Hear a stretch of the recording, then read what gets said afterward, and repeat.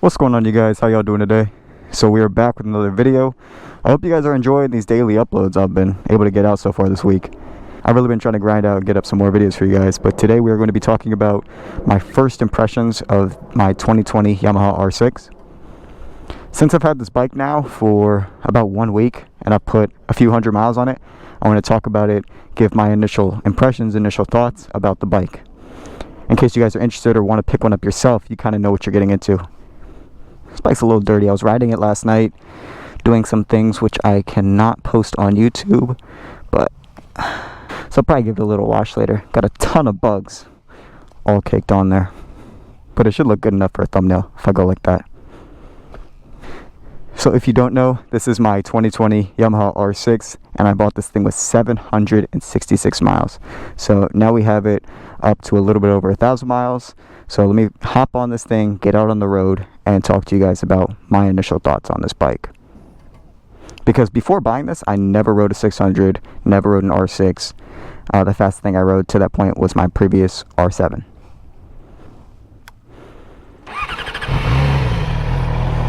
Y'all notice anything different?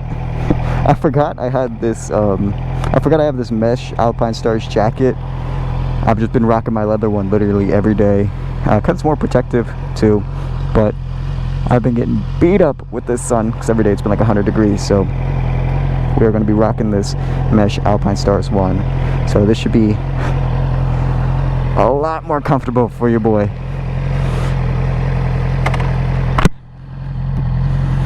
But let's get out on the road and actually talk about this thing.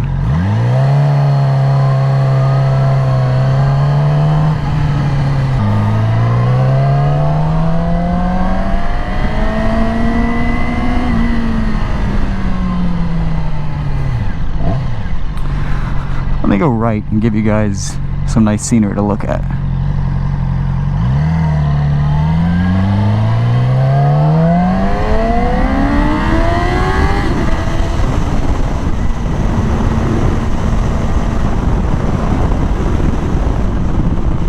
So let me first start off with talking about the seat height. So the seat height on this bike, I believe, is 33.5 or 33.7 inches. And I have a 30-inch inseam and I'm 5'10", and on this bike I'm not flat footing, but I can still touch the ground. I'd say both my feet look basically like this on the ground, so it's just the front of my feet which are able to touch, so that's perfectly fine. I have no problem with this seat height. I've already gotten used to it after a day.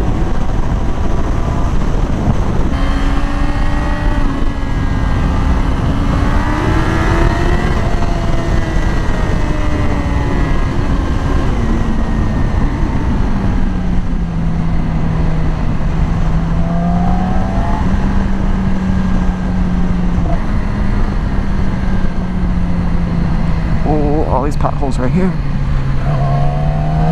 Okay.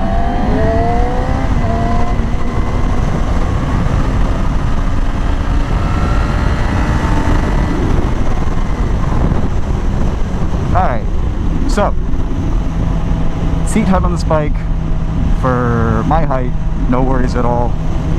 It's not too tall for me. This seat height is basically kind of between my R7 and an R1.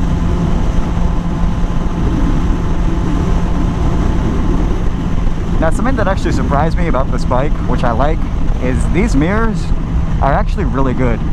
The ones on my R7 would vibrate way too much, so I could never really get a clear view of what was even in the mirror itself.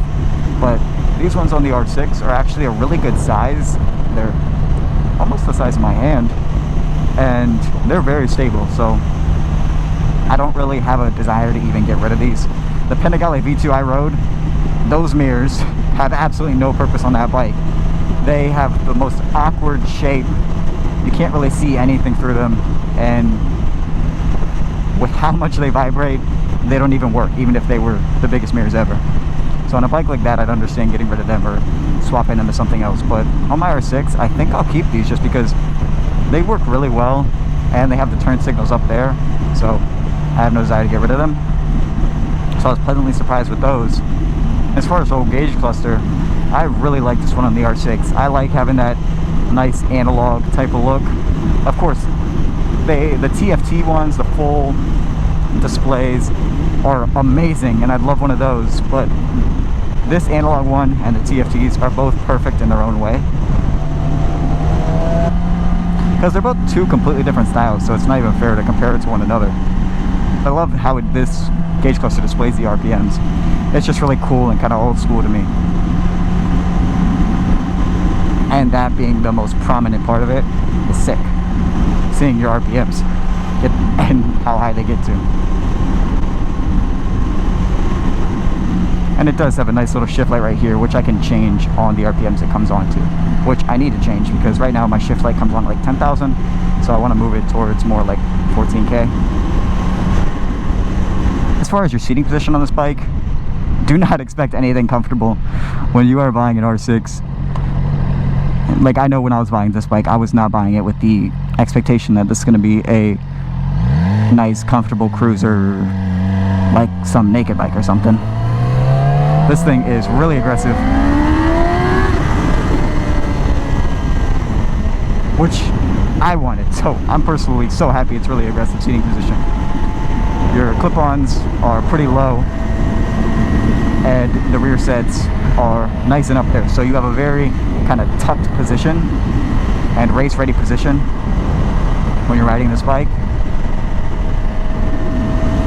So, you know, for cruising and street riding, it's obviously not going to be the most comfortable, but I wanted this bike because I do some fairly spirited street riding, so it's perfect for me, and I love this kind of track seating position, race ready seating position that it has. Dude, look at this scenery, you guys. That's why I want to take this route. It should look pretty cool on the camera with all this green, blue skies, everything on these little back roads. I don't know about y'all, but I do not enjoy city riding.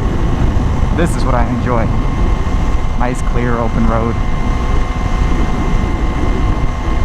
None of those crazy city drivers who are in a rush to get home or to work or something like that. This is where I love to be.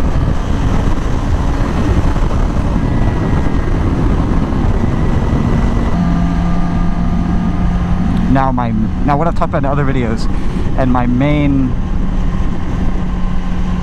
what is the right word for it? I guess my favorite thing that I've noticed and biggest shock factor about this bike is the suspension. This suspension, which is not even dialed in yet to my weight, is amazing. This bike feels so planted. It feels so stiff in any curve that I throw it into.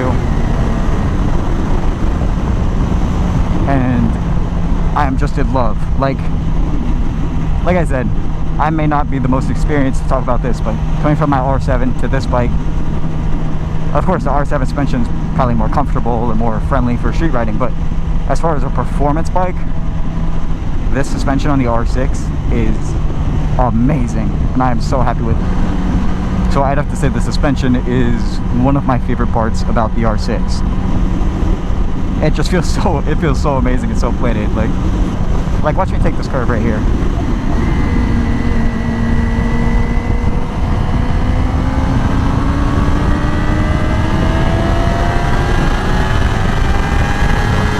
It just feels so good. This bike literally feels at home right now. It makes me feel really confident as a rider. It makes me feel like I'm better than I am. So I know this thing on the track is a literal monster. So these KYBs, I love them, and I want to get these dialed in soon to see how big that change will be, because it'll probably be even better. Now, as far as power wise on the bike, I think this has plenty of power for the street. Arguably, like I said in my other video, if you're just street riding, you can make the argument that there's too much power for the street. This R6 picks up really quick once you get into the high RPMs. And that was the one thing I saw that people always said about this bike is it's pretty much like dead in the RPM band, and then once you hit around like 8K, then it just rips, and that is completely true. I basically feel like it's like a big turbo engine, because it's literally nothing. It's literally no power at all, you feel, until you hit like 8 grand, and then it just lurches forward and just starts pulling really hard. And as far as power on this bike, this thing gets up there, you guys. This thing rips. It's a really good amount of power, and I've still been able to get through the RPMs and bang a few gears without going arguably too crazy.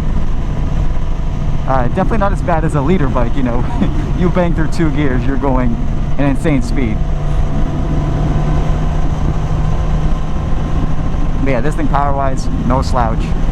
I'm very happy with this.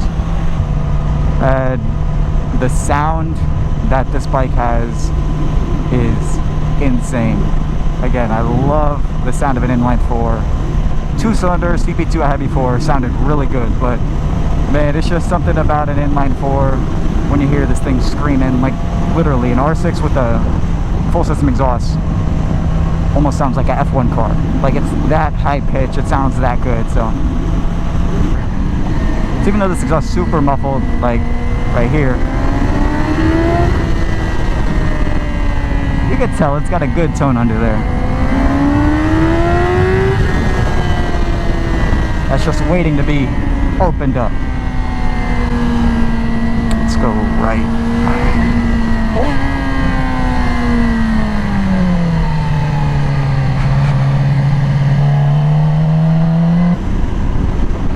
Sound, power, suspension, no complaints at all.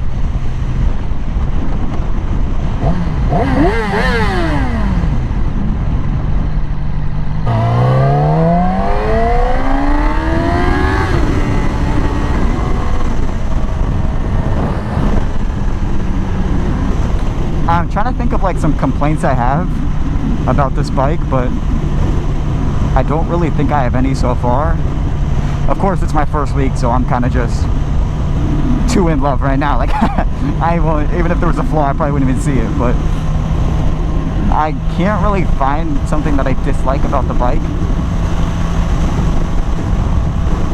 Like, I'm really happy with it. So I'll probably do an update video in a month or 2 from now and see if there are some things that I don't like about it then. But as far as right now, I'm beyond happy with this purchase, and my first impressions on this bike are all extremely positive. Bro, come on, man. Just about winning my lane. Thankfully I was on the right side. That right there is just an explanation on why lane positioning is extremely important, you guys. You always got to be careful of people taking wide turns like that.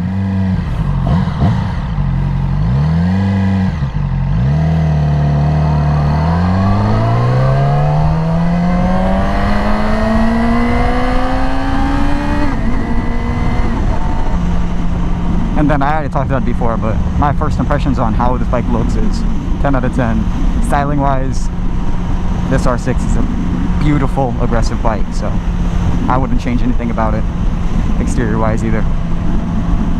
But I want to hear your guys' opinions. Is there some things that you dislike about the R6 on your first impressions when you rode one before, or if you guys own one?